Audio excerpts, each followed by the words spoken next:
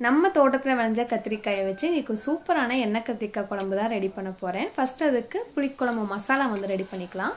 பேனில் கொஞ்சமாக எண்ணெய் விட்டு 1.5 டேபிள் ஸ்பூன் மல்லி, 1 டீஸ்பூன் சீரகம், மிளகு, காரத்துக்கு தேவையான வரமிளகா, கொஞ்சம் வெந்தயம் போட்டு வாசம் வர வரைக்கும் வறுத்துட்டு அதுக்கப்புறம் ஆற வச்சு பவுடர் பண்ணிக்கோங்க. இது ஸ்டோர் பண்ணி வச்சு எந்த புளிக்குழம்புக்கு வேணாலும் நீங்கள் யூஸ் பண்ணலாம். அதே மிக்ஸி ஜாரில் 2 தக்காளி போட்டு ஃபைன் பேஸ்ட்டாக அடித்து எடுத்து வச்சுக்கிட்டேன். இப்போ கடாயில் 2 டேபிள் ஸ்பூன் நல்லெண்ணெய் விட்டுருக்கேன். கடுகு, பூண்டு, சின்ன வெங்காயம், கருவேப்பிலை, பெருங்காயம் போட்டு நல்லா வதங்க விட்டுருங்க.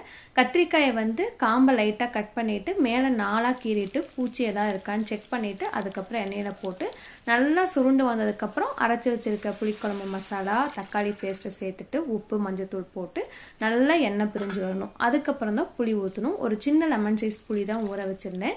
உங்கள் புளிப்பு சுவைக்கு தேவையான அளவுக்கு தண்ணி ஆட் பண்ணிவிட்டு நல்லா எண்ணெய் பிரிஞ்சதுக்கப்புறம் ஒரு துண்டு வெல்லம், கருவேப்பிலை போட்டு இறக்குனீங்கன்னா சூப்பராக இருக்கும். ட்ரை பண்ணி பாருங்கள்.